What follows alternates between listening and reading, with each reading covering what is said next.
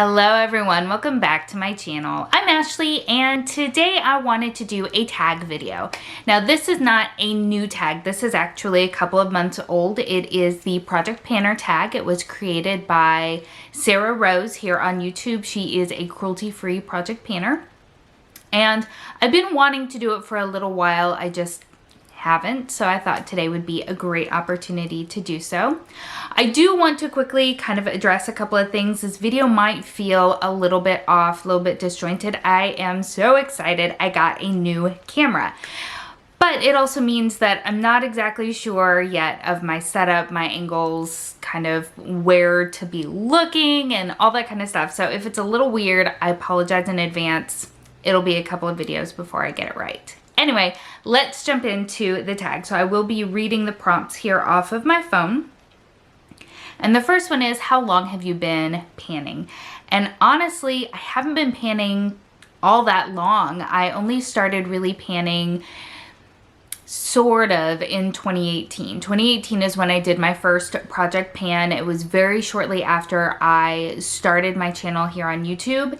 And I did not do a great job at it. I went into it with the best of intentions, but I did not end up doing as well. However, as with every project that I have participated in, I learned a lot from it about what my personal panning style is, what I'm comfortable with, what I like, things like that. So in that regards, I guess you could say it was a success, but in terms of actual product usage, not so much. So only a couple of years now.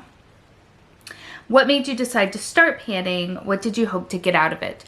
I really got into watching a lot of YouTube, and I fell into the panning community from just like a subscriber standpoint. I really enjoyed watching these videos, and I really enjoyed the sense of accomplishment that I felt like I was seeing in these project panners. I was like, this is awesome, this is really cool, and this is something that I think that I could do. And especially in looking at my makeup collection and, you know, the size of it and the fact that I wasn't really getting through a lot of products, I thought that this would be a really fun way to challenge myself and to have some structure around it. Because for me, just saying, okay, I'm gonna use my makeup more often, I'm gonna, you know, do this, just being so open and fluid like that, for me personally, doesn't really work so well.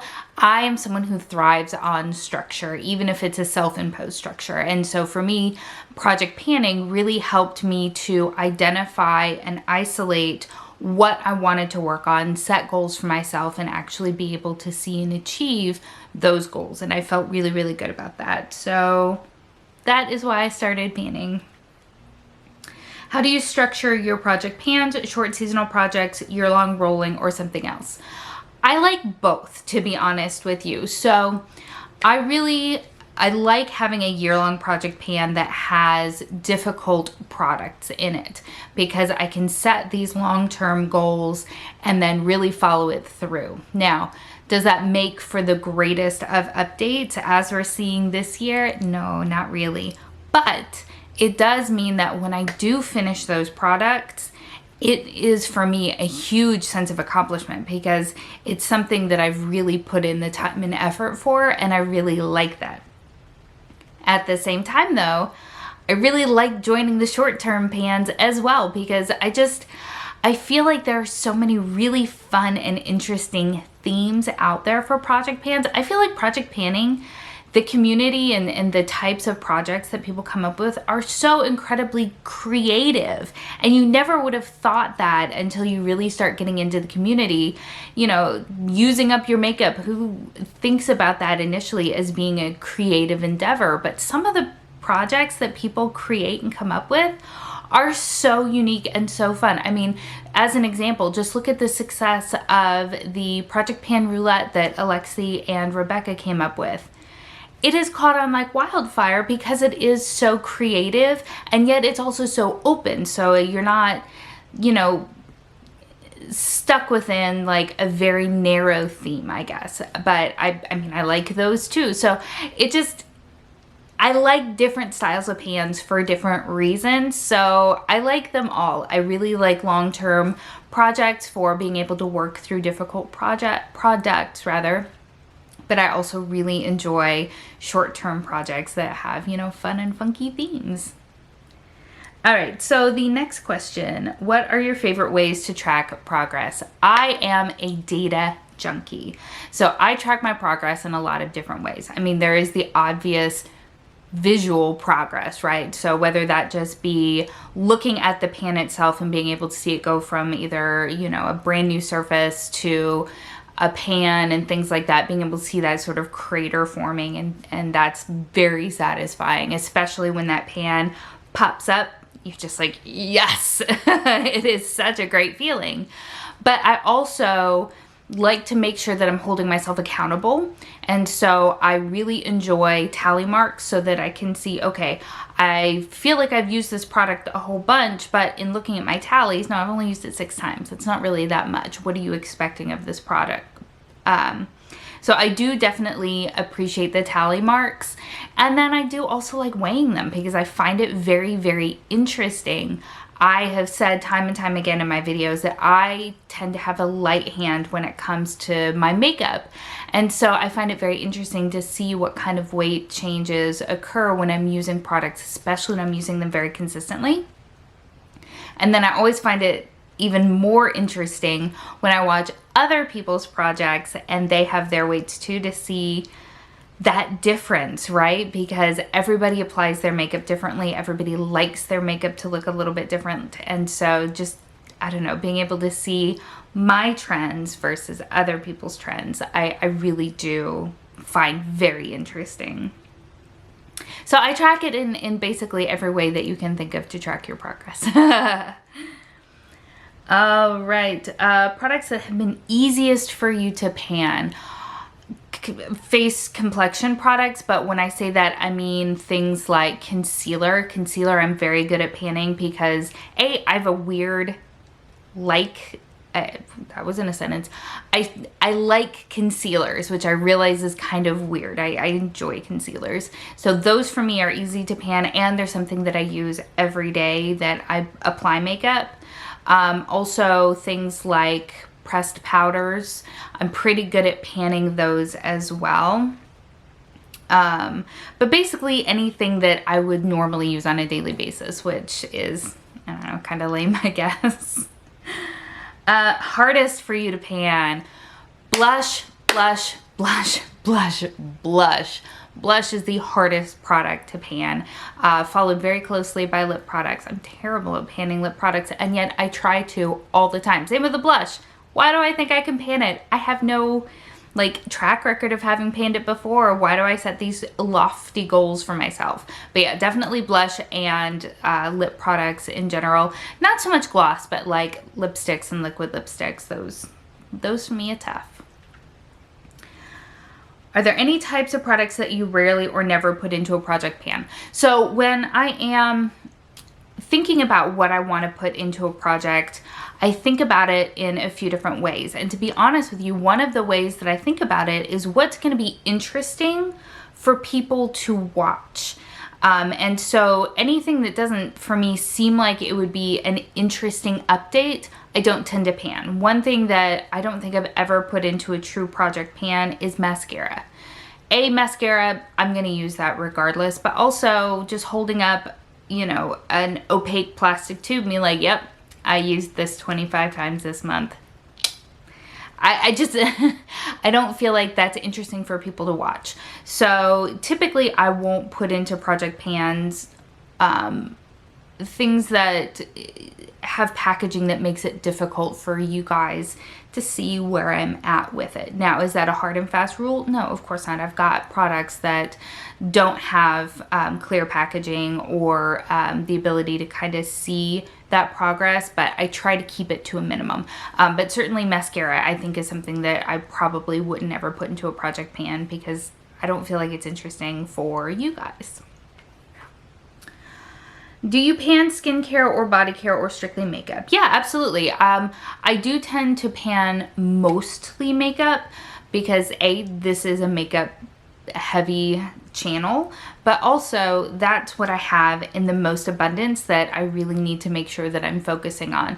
Skincare, yes, I have a ton of it because I enjoy buying it and you know, falling into the trap of all of the claims. That's something that marketing gets me on for sure. But yeah, I will totally roll in body care, hair care, skincare products. Just, it's going to be mostly makeup. What is your number one advice for a successful project pan? I can't speak with a lot of authority because, as I said at the beginning, I haven't been panning for a large amount of time and I don't have that many projects under my belt, so to speak. But I would say that what works for me is to choose products that you know that you like. I have an amazing respect for people who can pan products that they don't enjoy, or even more so, products that they hate. I don't understand how you can do that. I mean, I can imagine that the sense of accomplishment, or perhaps just the sense of relief once you finish with those products, is probably that much more than it is when you just finish something under different circumstances. I personally can't do it. If I don't enjoy using it, I can't really make myself use it. So my number one advice is to pick products that you enjoy using, but also pick products that you can use regularly. So I enjoy red lipstick. I wear it a handful of times a year. It doesn't make sense for me to try to pan a red lipstick because I'm just not going to get the use out of it that I would want to or need to feel successful in a project. So those are my two biggest pieces of advice, is to choose products that you enjoy using, and then also products that you will be able to use that make sense for your life. Does that make sense? I hope so. And then the very last question, number 10, how has panning affected your makeup purchasing habits, and if so, how? Yes, absolutely it has, because you know, we all know that it takes forever to use makeup, but until you start really like tracking that, it really helps to drive that point home. Now, I still buy makeup. I still buy too much makeup because I have a love of makeup. I have said this time and time again. I love looking at makeup. I love shopping for makeup. I like wearing makeup. I love makeup. And so yes, I do still buy too much makeup, especially eyeshadow palettes. Guys, you know I'm obsessed with eyeshadow palettes. But I do definitely think about it more critically. And I am far less likely these days to buy something purely off of impulse. I'm not going to just go to Target while I'm grocery shopping and pick up, you know, X, Y, and Z products, because I'm thinking more about them and thinking about them in relationship to the projects that I currently have going on, as well as, you know, any future projects. You know, is this something that makes sense? I've got, you know, 3 other lip products that are that exact same format and that exact same color. Do I really need this? Am I gonna be able to pan it? Nope, probably not. So it does definitely give me some additional perspective, and it's helped me to kind of take a step back and not just purely buy. I still do shop a lot, but I feel like it's made me a little bit smarter with my purchases. I hope that makes sense. So that is all of the questions on this tag. I would love to know if you have done this tag. I may have already seen your video, I may not have, but I would love to know if you have done this tag. And if this is your first time seeing it and you're like, yeah, I would totally like to do that, please do so. And then let me know so that I can go check out your video, and certainly go over and check out, go ahead and check out her channel. I used to watch her a ton. I haven't watched her a lot lately, but I used to watch Sarah a ton, and she has just a very lovely demeanor to her, and she's very dedicated to cruelty-free makeup and project panning as well. So please give her a shout out. Thank you so much for spending some time with me today. I hope that you're having an amazing day, and I will see you next time. Bye.